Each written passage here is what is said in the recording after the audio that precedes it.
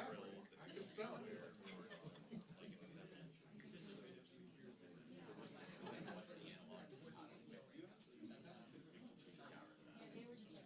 Probably couldn't monetize it, but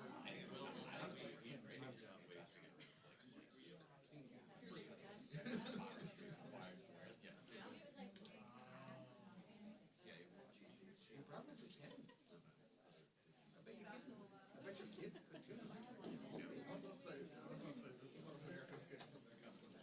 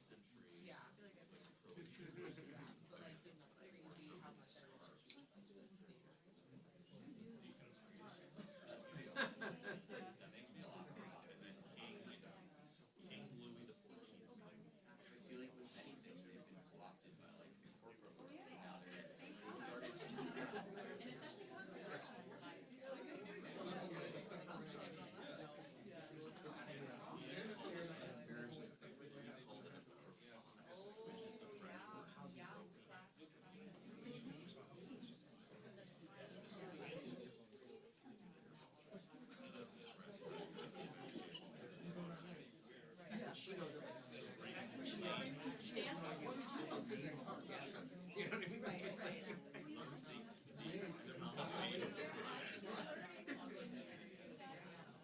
Something's got to happen.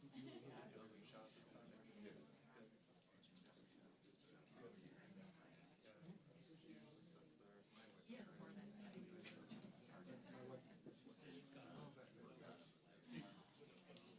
but it's still. I don't know. But during this, I'm not doing it.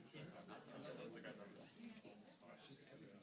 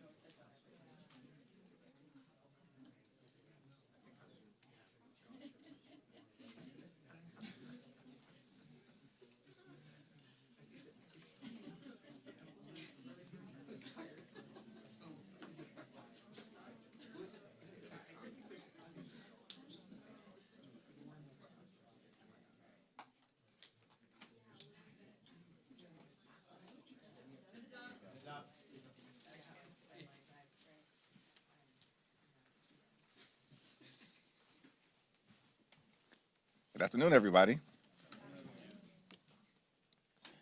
From the very beginning of this year, Donald Trump and Republicans have failed to deliver on their core promise to lower the high cost of living in the United States of America. In fact, what Donald Trump and Republicans said is that costs were going to go down on day one. But costs haven't gone down, they're going up. Inflation is going up. Under Republican policies, housing costs are going up, child care costs are going up, grocery costs are going up, electricity prices are through the roof. And now, because of the Republican refusal to extend the Affordable Care Act tax credits, tens of millions of Americans are about to experience dramatically increased health care costs. In some cases, their health insurance premiums will increase by $1,000 or $2,000 per year. That is unacceptable. It will be unaffordable for working class Americans, middle class Americans, and everyday Americans to be able to go see a doctor when they need one. And so House Democrats and Senate Democrats have been fighting hard to address the Republican health care crisis and to lower the high cost of living for everyday Americans in the United States of America.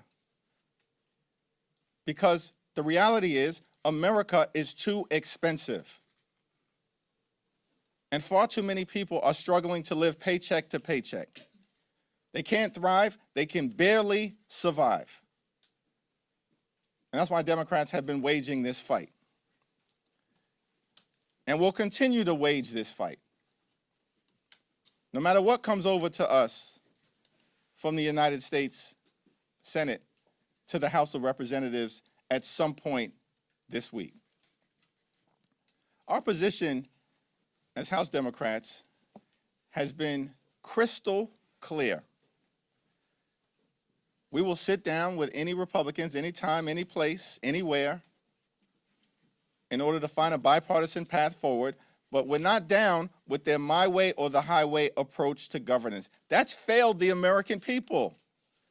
It's been a disaster for the American people, and the American people know it, which is why last Tuesday, Republicans all across the country got wiped out. One of the most decisive off-year elections ever in modern American history. And so as House Democrats, we know we're on the right side of this fight, the right side of the American people. And we're not going to support a partisan Republican spending bill that continues to gut the health care of the American people. And we're going to continue the fight to extend the Affordable Care Act tax credits. And if it doesn't happen this week, next week, this month, next month, then it's the fault of Donald Trump, House and Senate Republicans, who continue to make life more expensive for the American people. Questions?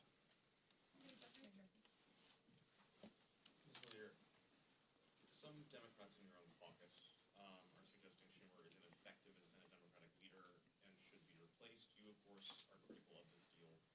Do you view him as effective, and should he keep the job? Yes and yes.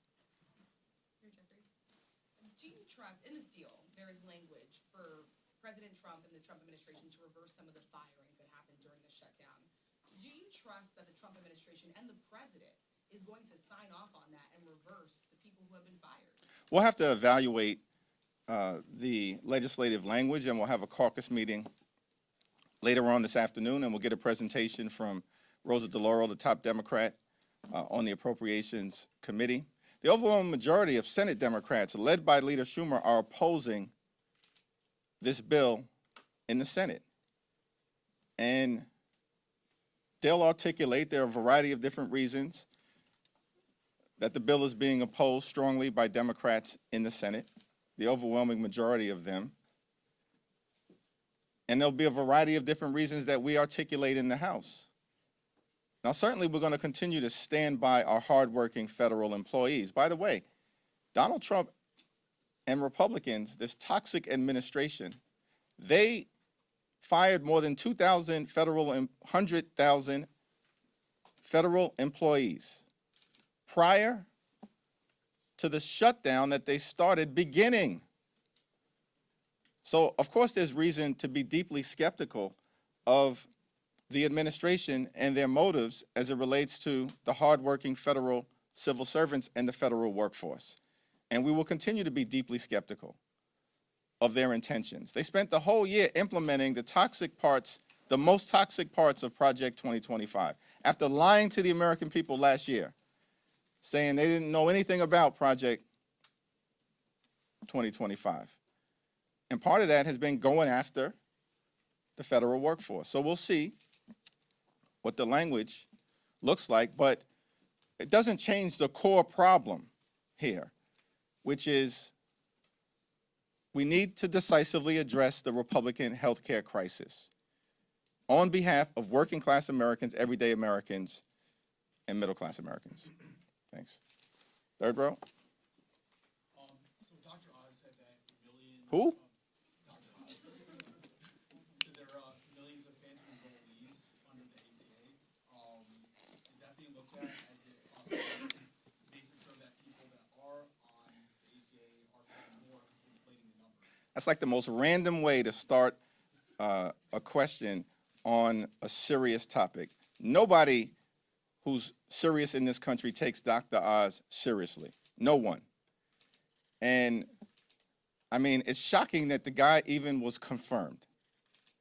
But this is part of the reality of Republicans here in the House and over in the Senate. They're nothing more than a rubber stamp for Donald Trump's cruelty and extreme agenda. Are the phantom enrollees being addressed, though? I have no idea what Dr. Oz is talking about, and neither do the American people. Now, with respect to the Affordable Care Act, here's what I do know. That Republicans have tried to repeal the Affordable Care Act more than 70 different times in the last 15 years. They don't operate in good faith when it comes to the health care of the American people. And of course, as Democrats have repeatedly indicated, we're open to sitting down and having a bipartisan conversation about how to fix our broken healthcare system overall. But I'm not going to respond to any comments from randos like Dr. Oz, who is woefully unqualified to be in whatever position he holds in the administration. He's a joke. These people are jokes. But the issue of the health care of the American people is very serious. And that's what we'll continue to focus on. Back row. Do you see in the Senate bill the extension of SNAP benefits rather than the possibility of a January cliff for them? Do you see that as a victory, or is that something that also raises questions? Here's what I understand about the SNAP situation. Republicans this year, on July 3rd, subsequently signed into law by the current president, enacted the largest cut to Medicaid in American history, ripping away health insurance from at least 14 million Americans, and at the same period of time, cut $186 billion from SNAP. Republicans did that this year. They literally ripped food from the mouths of hungry children, seniors, and veterans so they could reward their billionaire donors with massive tax breaks that they made permanent. That's what Republicans did. They've launched an all-out assault on SNAP. They've weaponized hunger and starvation here in America, taken SNAP benefits away from more than 1 million veterans rather than honoring them tomorrow, which is what should be taking place in the United States of America. Republicans have done that. And so these people can't be trusted on the cost of living issue. These Republican extremists, they can't be trusted on the health care issue. And they certainly cannot be trusted on the SNAP issue. As you know, this has been the longest shutdown in American history. You've seen chaos at airports, delayed SNAP benefits, people losing their jobs. And yet, the deal that Democrats agreed to has been a deal that's been on the table for a So what did the American people gain from the past 41 days?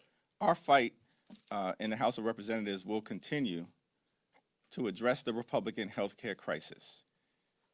We'll continue that fight today, tomorrow, this week, this month, next month, this year, next year. We're going to continue that fight to fix our broken health care system and lower the high cost of living for the American people.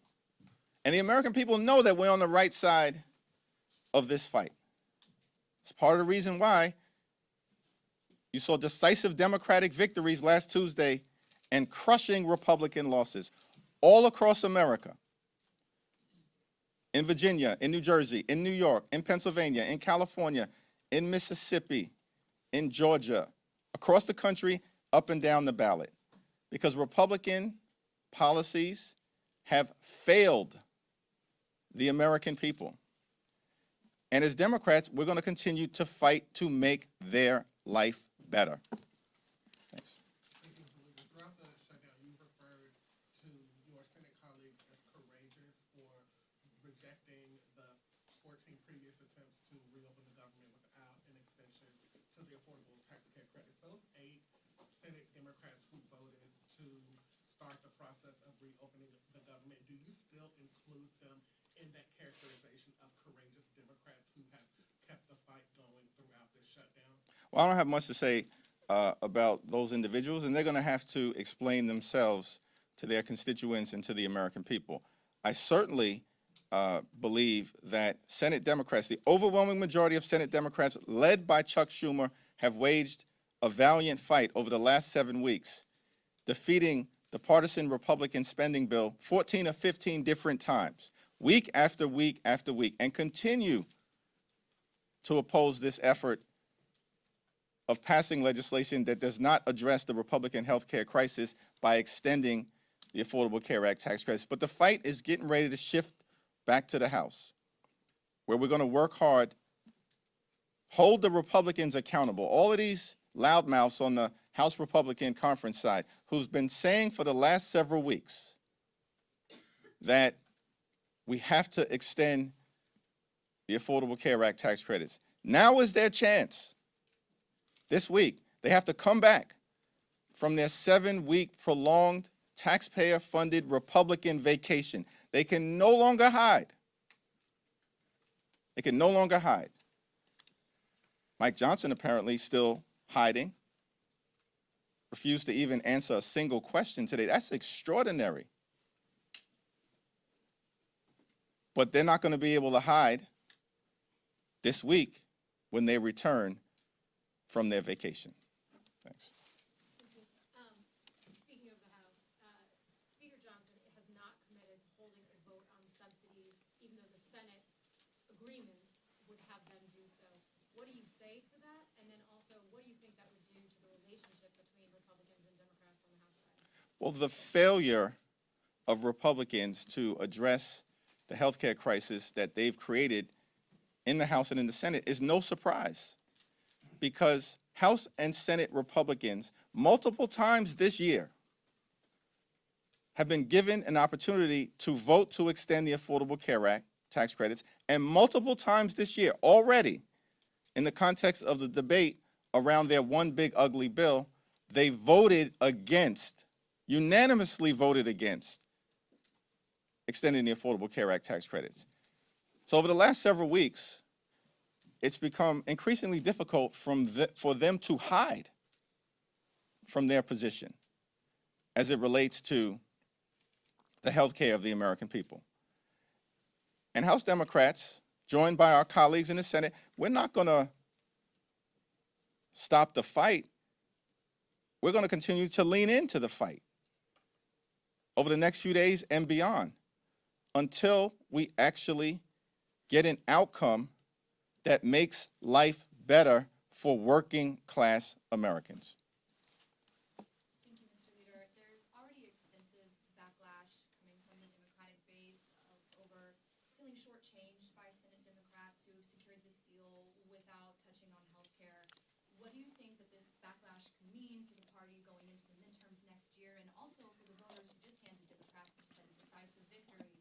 Do you think that this will make them feel also shortchanged, disenfranchised? House Democrats are going to take back control of the House of Representatives next year. I've said it before, and if I said it, I meant it. Now, with respect to the senators on the other side of the Capitol, they're going to have to explain themselves. But the overwhelming majority of Senate Democrats continue to remain in the arena fighting to fix our broken healthcare system and address the Republican healthcare crisis. This fight for us is not partisan. It's not a partisan fight. It's a patriotic fight. We're waging this fight on behalf of the American people. The 5 states that are most impacted by a failure to extend the Affordable Care Act tax credits are West Virginia, Wyoming, Alaska, Mississippi, and Tennessee. 45% of the people, of the Americans who are going to lose health care or be at risk of losing health care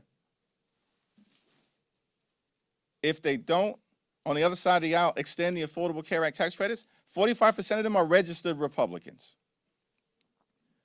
35% registered Democrats, and 20% unaffiliated or independent. This is not a partisan fight for us. It's a patriotic fight. You know, one of the people that I met early on during this Trump Republican shutdown, came to Capitol Hill, was a 29-year-old named Mariah Plant. She's from rural Wyoming County in West Virginia. Her older brother is nonverbal, autistic, and requires 24-hour care. And Mariah is able to provide that care to her older brother lovingly and affectionately because of Medicaid that Republicans have now cut by the largest amount in American history. Her hospital in rural West Virginia is at risk of closing because of Republican policies in their one big ugly bill. And at the same time, this 29-year-old loving caregiver for her older brother gets her health care from the Affordable Care Act. And it's affordable because of the tax credits that Republicans now want to rip away from her. And so I'm fighting for people like Mariah Plant. Very different than the people that I represent in Brooklyn, New York. But she's an American, just like I represent hundreds of thousands of Americans. And that's what House Democrats are doing. We're fighting for the American people.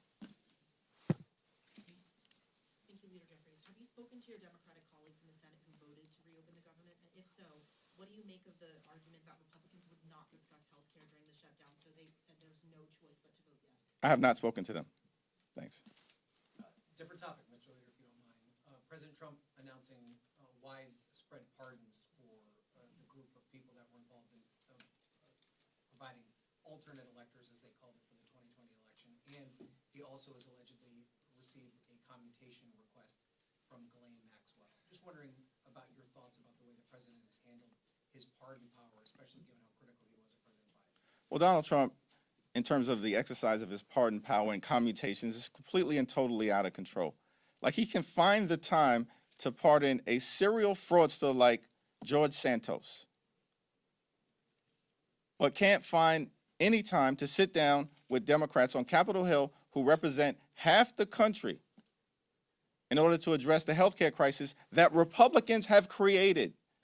That's devastating people in urban America, rural America, working class America, small town America, the heartland of America, and black and brown communities throughout America. And so what we're seeing with these toxic pardons and commutations coming from Donald Trump is more of the same. And look, the American people know these extremists on the Republican side have gone too far. And the crazy part about it is that they went too far on day one of Donald Trump's presidency. And it's been downhill ever since. On day one of Donald Trump's presidency, this guy pardons hundreds of violent felons who brutally beat police officers, 140 of whom were seriously injured. Life-threatening injuries in many cases. And then unleash these people on communities all across the country in ways that put those communities at risk. And what we've seen from Donald Trump since day one, since those toxic pardons of those violent individuals, is more of the same. From a person who promised to lower costs on day one, but doesn't give a damn about the American people.